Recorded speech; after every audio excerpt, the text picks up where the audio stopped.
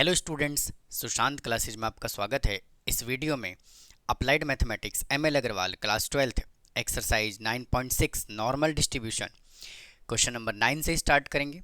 और इससे पहले मैंने अपने चैनल पे क्वेश्चन नंबर 8 तक के वीडियो और इसका इंट्रोडक्शन पार्ट अपलोड किया हुआ है, तो अगर आपने अभी तक उसको नहीं देखा है तो उसको जा करके ज़रूर देखें। तो आइए देखिए क्वेश्चन नंबर 9 क्या कहता है।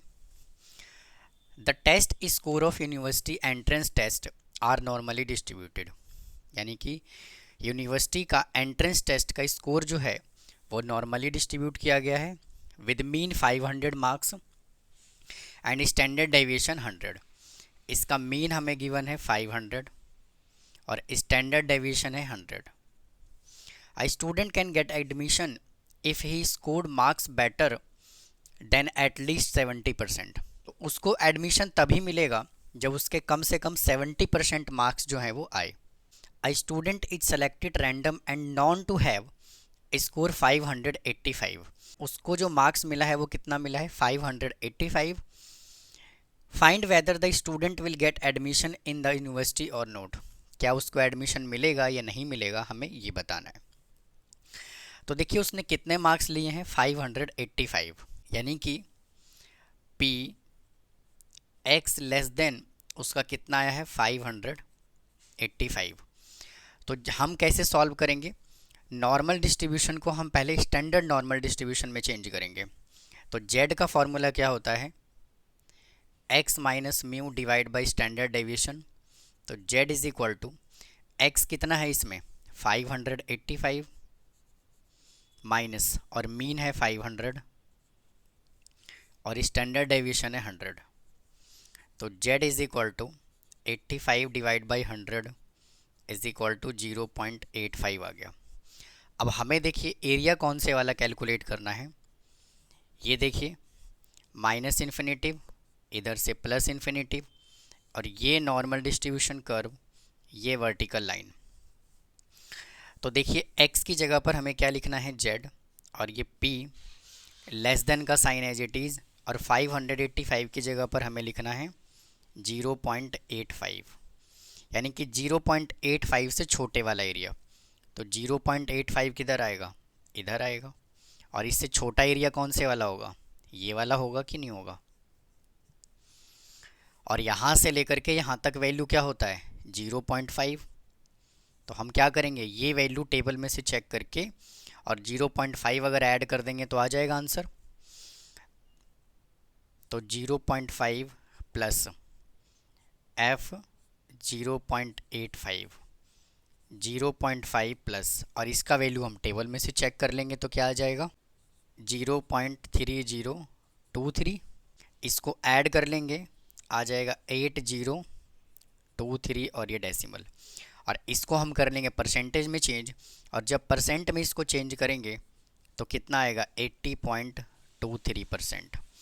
अब क्वेश्चन में क्या कह रहा है कि उसको एडमिशन तब मिलेगा जब कम से कम 70% से ज़्यादा मार्क्स आने चाहिए। तो 70% से ज़्यादा ही तो आ रहा है। देखिए यहाँ पे 80.23% मार्क्स है और क्वेश्चन में कितना गिवन है 70%। तो यानी कि उसको एडमिशन मिल जाएगा। तो हम क्या लिखेंगे, he will get the admission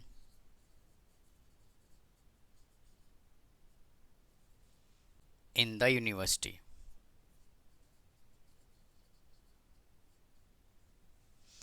तो ये था student question number 9।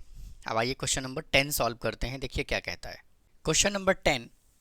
A car manufacturing plant, the time taken to assembled in a car is normally distributed, यानी कि कार मैन्युफैक्चरिंग प्लांट के अंदर जो कार को असेंबल्ड किया जा रहा है उसको नॉर्मली डिस्ट्रीब्यूट किया गया है विद मीन 18 आवर्स, यानी कि उसने हमें मीन कितना दे दिया 18 hours and standard deviation 1.5 hours. Standard deviation 1.5। If a car manufactured in that plant is selected at random, find the probability that it is assembled in less than 16 hours, more than 16 hours or between 18 to 21 hours। तो इसके first part में क्या बोला हुआ है, less than 16 hours, यानी कि P X less than 16। Z का फॉर्मूला क्या होता है, X minus mu divide by standard deviation. तो Z is equal to X कितना है 16 और म्यू हमें कितना गिवन है 18 divide by 1.5 is equal to -2/1.5, decimal हट जाएगा, जीरो आ जाएगा। तो z is equal to -1.33। p लिखना है एज इट इज और x की जगह पर लिखेंगे z लेस देन और 16 की जगह पर लिखेंगे -1.33। तो हमें देखिए एरिया कौन से वाला चाहिए, इधर माइनस इन्फिनेटिव इधर प्लस इन्फिनेटिव, ये नॉर्मल डिस्ट्रीब्यूशन कर्व, ये वर्टिकल लाइन, और -1.33 किधर आएगा, इस साइड आएगा। और देखिए यहाँ से लेकर के यहाँ तक क्या होता है 0.5। तो हम क्या करेंगे 0.5 में से अगर मैं ये वाला पार्ट अगर माइनस कर दूँ तो आंसर आ जाएगा। तो 0.5 माइनस f 1.33, और नेगेटिव को हम कंसीडर करेंगे नहीं। तो 0.5 माइनस, और इसका वैल्यू हम टेबल में चेक कर लेंगे, आएगा 0.4082, और इसमें से जब इसको माइनस करेंगे तो आ जाएगा 0.0918। तो ये इसका फर्स्ट पार्ट का आंसर आया। अब देखिए सेकेंड पार्ट में क्या बोला हुआ है, मोर देन 19 आवर्स, यानी कि P X greater than 19 hours. तो z is equal to X कितना है 19 माइनस और मीन कितना है 18, स्टैंडर्ड डेविएशन 1.5। तो z is equal to 1/1.5, decimal हटा देंगे, जीरो लगाएंगे, z इज इक्वल टू आ जाएगा 0.67। अब देखिए हमें एरिया कौन से वाला चाहिए, इधर माइनस इन्फिनेटिव इधर प्लस इन्फिनेटिव, और ये नॉर्मल डिस्ट्रीब्यूशन कर्व, ये vertical line. p into x की जगह पर लिखेंगे z ग्रेटर देन 0.65, यानी कि 0.65 से हमें बड़े वाला एरिया चाहिए। तो यहाँ पर आएगा 0.65, यानी कि हमें ये वाला एरिया चाहिए। तो हम क्या करेंगे, ये पूरा वैल्यू होता है 0.5, और 0.5 में से अगर मैं ये माइनस कर दूं तो ये बचेगा कि नहीं बचेगा, 0.5 माइनस f 0.65, 0.5 माइनस, और इसका वैल्यू जब टेबल में से चेक करेंगे तो आएगा 0.2486, और इसमें से इसको सब्ट्रैक्ट कर देंगे तो आ जाएगा 2514, और ये डेसिमल। अब देखिए इसके थर्ड पार्ट में क्या बोला हुआ है, third part between 18 hours to 21 hours, यानी कि p 18 less than x less than 21, हमें ये कैलकुलेट करना है।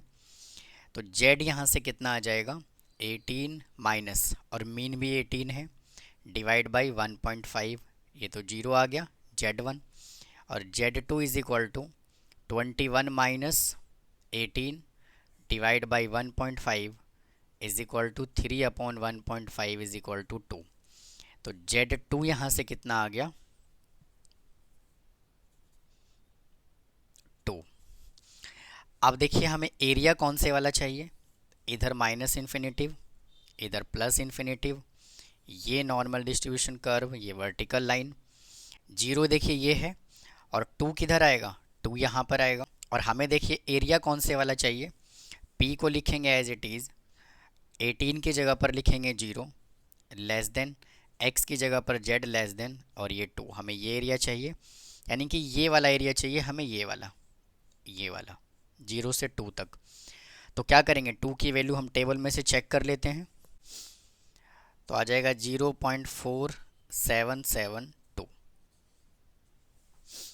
Question number 11, the monthly salary of worker in a certain factory are normally distributed, यानी कि एक फैक्ट्री में जो मंथली सैलरी दिया जा रहा है उसको नॉर्मली डिस्ट्रीब्यूट किया गया है विद मीन 5000, यानी कि इसमें हमें म्यू कितना गिवन है 5000 and standard deviation 500।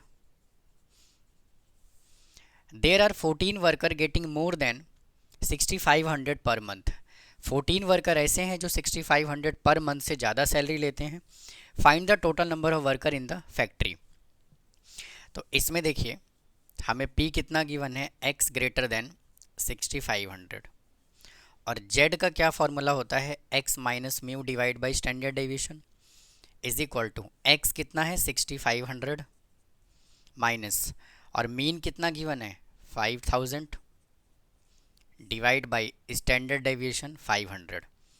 Z is equal to 1500 divide by 500 is equal to, इसको कैंसिल कर लेंगे आ जाएगा 3।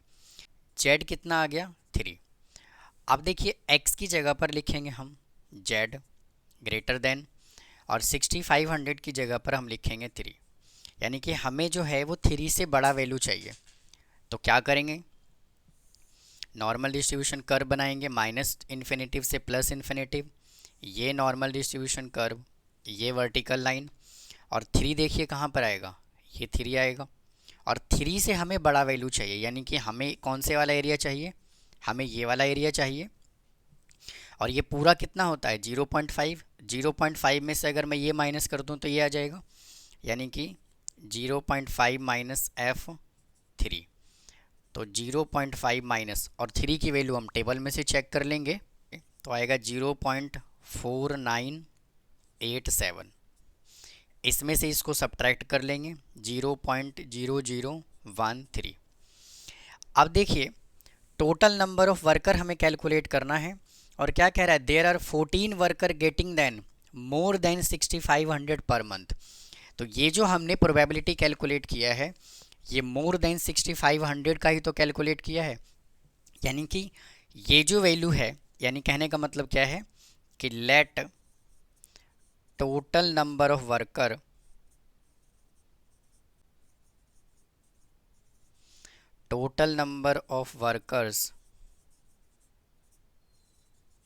अगर मैं इसको x से जूम कर लूँ तो ये टोटल का ही तो ये प्रोबेबिलिटी आया है, इसका मतलब x into 0.0013 is equal to, और ये किसके इक्वल है 14 वर्कर के इक्वल।